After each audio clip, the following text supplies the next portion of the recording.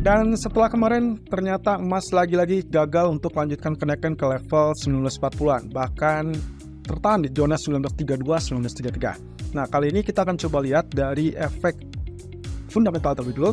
Seperti biasa, apa saja faktor yang menjadi penggerak atau bahkan dinantikan oleh para pelaku pasar. Dan itu juga kaitannya dengan pergerakan pound sterling yang kecenderungannya menurut saya agak sedikit membosankan, tapi juga perlahan sedikit rebound. Oke, kita cek terlebih dulu kabar yang terbaru dari market. Ya, seperti yang kemarin sempat kita bahas, bahwasanya minggu ini semua terfokus kepada central bank dan baik itu pernyataan ataupun dari forum yang diselenggarakan oleh ECB. ECB sebagai tuan rumah tentunya akan memberikan statement-statement, lebih fokusnya adalah kepada kebijakan moneter yang akan mereka usung. Kali ini kita akan mendengarkan Christine Lagarde sebagai presiden ECB, kemudian dilanjutkan dengan beberapa pejabat ECB lainnya.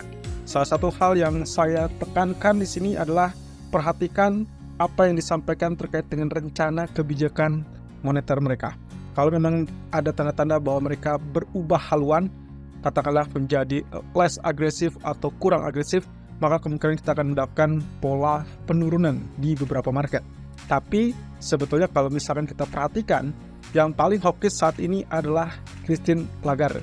Dan itu dikaitkan dengan kebijakan suku bunga yang sangat yakin di bulan Juli ataupun di bulan berikutnya masih tetap dalam jalur kenaikan, mengingat inflasi dari zona Eropa yang masih tetap terlampau tinggi. Sementara itu untuk Federal Reserve, kita akan dengarkan dari Powell kemungkinan di hari Rabu. Kemudian juga ada pernyataan dari Raphael Bostic. Ya, terkait dengan hal ini, tentunya Powell sendiri kemungkinan tidak akan banyak perubahan, tidak akan banyak yang berbeda dari apa yang disampaikan di dalam press conference FOMC kemarin. Jadi kita tidak akan melihat hal terbaru, tapi cukup layak untuk dinantikan apakah ada petunjuk yang sedikitnya membuka mata ataupun wawasan dari para pelaku pasar. Tapi yang jelas, Bostic mengisyaratkan kemungkinan Juli bisa saja untuk tetap dipertahankan suku bunga, dan dia lebih memilih itu daripada menaikkan segera. Jadi mungkin saja di dot plot 2 kali kenaikan sisa di tahun ini itu akan disimpan sampai mungkin setelah Agustus. Kalau itu yang terjadi, berarti kita akan dapatkan kenaikan untuk emas ataupun istilahnya adalah pelemahan untuk US dollar. Nah, terkait dengan malam nanti atau bahkan sore nanti, kita akan lihat dari Tenre Euro. Dia adalah salah satu figur yang cukup sentral dalam MPC atau dalam ini adalah keanggotaan BOE atau Bank of England. Jadi kita akan dengarkan kenapa alasan dia tidak mendukung kenaikan suku bunga. Setelah beberapa kali pertemuan terakhir, yang kita soroti adalah perbedaan yang cukup signifikan antara Fed, ECB, dan juga BOE, di mana semuanya mendukung kenaikan suku bunga. Sementara di BOE ada figur dua orang, Tenre Euro dan juga Dingrai, yang kecenderungannya mereka memilih untuk mempertahankan suku bunga. Kemudian fokus data ekonomi minggu ini, kita sudah lihat rilis dari Ifo Business Climate Jerman yang ternyata hasilnya juga tidak terlalu menggembirakan. Dan setelah itu kita akan lihat beberapa rangkaian data di Jerman juga, inflasi dan juga retail sales di hari Selasa dan Jumat. Kemudian dilanjutkan dengan malam ini kita akan bicara tentang US New Home Sales. Kira-kira apa yang akan terjadi dengan market? Karena kalau misalkan kita lihat data yang relatif lebih kuat, pastinya dolar akan kembali berjaya, dan itu berarti tekanan untuk emas dan juga market lainnya. Oke, kita cek. Ifo Business Climate yang dirilis ternyata berada di angka 88,5 setelah sebelumnya berada di 91,5. Bahkan kemarin diharapkan untuk turun di angka 90, tapi yang terjadi adalah jauh di bawah ekspektasi. Artinya di sini ada kemungkinan tanda-tanda bahwa ekonomi Jerman mulai kurang baik, dan itu ditenggarai sebagai kondisi mungkin saja resesi sudah terjadi untuk Jerman. Hal ini dikaitkan dengan pernyataan dari IMF juga, bahwasanya mereka mengharapkan GDP dari Jerman itu akan tetap berada atau mendekati level 0%, kemudian setelah bertahap akhirnya rebound menuju 1% di tahun depan. Tentunya hal ini agak sedikit berbeda dengan apa yang dikatakan oleh Ifo. Ifo melihat kemungkinan penurunan justru 0,4% tahun ini. Ya, katakanlah kalaupun ini ada penurunan, mungkin saja yang dimaksud penurunan itu adalah GDP di angka minus 0,4%. Tapi let's see, beberapa data kemudian hari yang harus tetap dipantau adalah kondisi dari Jerman, Prancis, dan juga mungkin zona Eropa sendiri. Ya, ada dua kabar intervensi kali ini. Sayangnya salah satu intervensi itu kelihatannya tidak berguna. Dan mana itu? saya yakin Anda sudah tahu bahwa USD Japanese Yen malah bergerak naik 143.64. Walaupun sekarang turun tipis ke 57, tapi inilah kenyataannya. Verbal intervention atau intervensi verbal tidak pernah berhasil dan sudah terbukti minggu lalu. Apapun yang terjadi dengan komunikasi ataupun penyampaian dari Kementerian Keuangan ataupun BOJ dalam hal mengamati pergerakan forex tentunya tidak efektif dan tidak bertahan lama. Memang sempat mengalami penurunan, tapi sekitar 70 atau mungkin 80 poin, kemudian dia rebound kembali kepada sisi spekulannya. Ya, setidaknya itulah yang dikatakan oleh Kementerian Keuangan ataupun BOJ, melihat pergerakan forex yang tidak sesuai dengan kondisi fundamental. Mereka menilai itu adalah akibat dari ulah spekulan. Nah, kelihatannya kita belum mendapatkan gebrakan yang terlalu tinggi dari BOJ untuk saat ini, karena kebijakannya masih tetap longgar dan juga tidak ada perubahan terkait dengan yield curve control. Tapi satu hal, dari BOJ Summary of Opinions, kemarin ada muncul satu anggota yang sebetulnya dia sendiri mendukung untuk adanya perubahan di yield curve control. Dan itu dikarenakan BOJ belum siap untuk mengubah kebijakan moneternya. Jadi mungkin saja ini yang kita katakan dengan QE ataupun ya katakanlah quantitative easing yang versi Jepang dan juga sangat agresif. Di sisi lain, bank sentral lain sudah berkutat dengan inflasi dan menaikkan suku bunga, BOJ justru dalam kebijakan longgar. Demikian pula dengan PBOC atau People's Bank of China. 2 minggu lalu, mereka sudah melakukan pemangkasan suku bunga dan itulah salah satu sinyal terkait dengan stimulus moneter. Yang kita nantikan atau market nantikan adalah stimulus terkait dengan fiskal yang harusnya segera diumumkan oleh pemerintah China.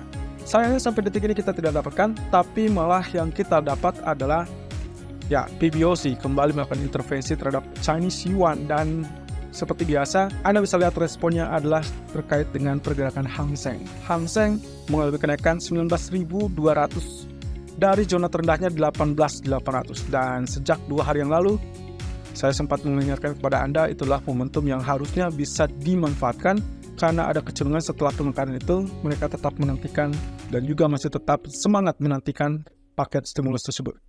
Ya, melihat dari historikalnya, kemungkinan di antara bulan Juni sampai September itu masih tetap terbuka. Artinya, pertengahan tahun adalah momentum di mana pemerintah China bisa saja mencoba untuk merangkai ataupun merencanakan kembali terkait dengan kebijakan-kebijakan tertentu untuk mendukung pertumbuhan ekonominya. Apalagi sejak COVID ataupun sejak reopening COVID. Awal tahun ini, justru kita tidak melihat gebrakan dari China. Dan itu yang dikhawatirkan oleh para pelaku pasar, ketidakpastian dan akhirnya merembet kepada harga minyak mentah. Oke, data ekonomi hari ini kita akan lihat dari pidato Gubernur ECB Lagarde tadi subuh sudah kita lihat, lalu kemudian nanti jam 3 akan ada lagi muncul dan kemudian di 15.30 yang terpenting untuk pound sterling karena kalau Anda lihat satu minggu ini akan sangat jarang data dari Inggris kecuali di hari Kamis kita akan lihat data GDP. Nah, tapi masalahnya adalah perbincangan ataupun pernyataan dari para pejabat bank sentral itu yang akan menjadi faktor penentunya.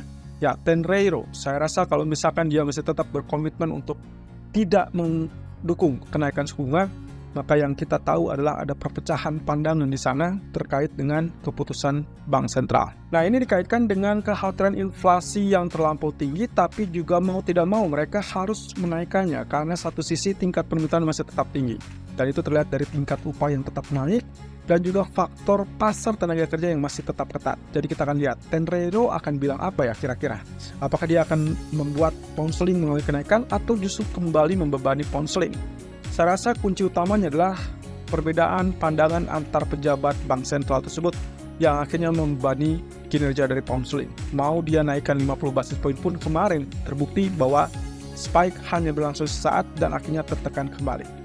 Dan di malam hari kita akan lihat dari izin bangunan atau building permits dari Amerika yang diperkirakan naik ke 5,2%. Kalau ya, berarti kita akan dapatkan dolar menguat kembali dan emas ataupun pound sterling atau bahkan crude oil bisa tertekan terlebih dulu. Lalu kemudian pidato dari Snell dan itu juga salah satu pemicu pergerakan untuk mata uang euro. Nah, sementara di malam harinya lagi ada lanjutannya adalah durable goods order yang diperkirakan akan mengalami penguatan tipis di minus 0,2%. Dan apakah data ini akan berpengaruh dengan kebijakan Fed? Tentunya yang akan dilihat adalah tingkat pesanan tersebut.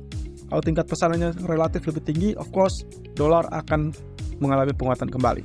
Tapi sebaliknya kalau ternyata data relatif lebih kecil atau di bawah ekspektasi atau jauh mengejutkan di bawah ekspektasi, kita akan lihat rebound untuk emas, saham, atau bahkan pound sterling. Nah, terkait dengan data berikutnya, ada CPI dari Kanada. Anda tinggal perhatikan saja data tersebut akan memihak kemana. Kalau ternyata data cukup tinggi, of course itu akan memihak kepada dolar Kanada, dan hati-hati.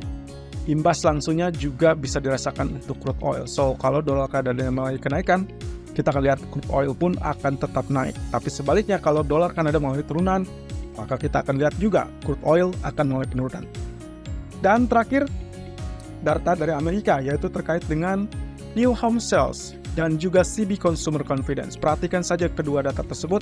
Kalau misalkan kita dapatkan data yang relatif lebih lemah, dan itu yang diharapkan oleh Fed sebetulnya, supaya mereka tidak harus menggunakan dua peluru tersebut untuk menaikkan suku bunga di bulan berikutnya. Nah, jadi istilahnya, kalaupun misalnya kita lihat new home sales bulan Mei dengan harapan 675K atau 675.000, berarti diharapkan turun dari angka 683K. Kalau angka berada di bawah 675, saya rasa itu jauh lebih superior dan akhirnya disambut dengan sangat baik oleh market, dan mungkin saja di malam hari kita akan lihat rebound untuk emas. Tapi hati-hati, emas pun memiliki permasalahan yang khusus, terutama terkait dengan level 1909 level supportnya dan 1940 sebagai level resistennya. Nanti kita akan lihat di outlook untuk emas dan juga pound sterling dan crude oil. Ya, saya rasa semua market masih tetap wait and see statusnya, dan paling besar sebetulnya data-data ekonomi di hari Rabu, Kamis, dan Jumat. Dan jangan lupakan bahwasanya kita berhadapan dengan end of quartal atau akhir kuartal, dan juga akhir minggu, dan juga akhir bulan. Dan semua itu akan berujung di hari Kamis dan hari Jumat. Jadi tetap berhati-hati, waspada, dan saya rasa GDP Amerika akan menjadi faktor utama yang diperhitungkan oleh market, termasuk juga pernyataan-pernyataan dari Lagarde ataupun Powell.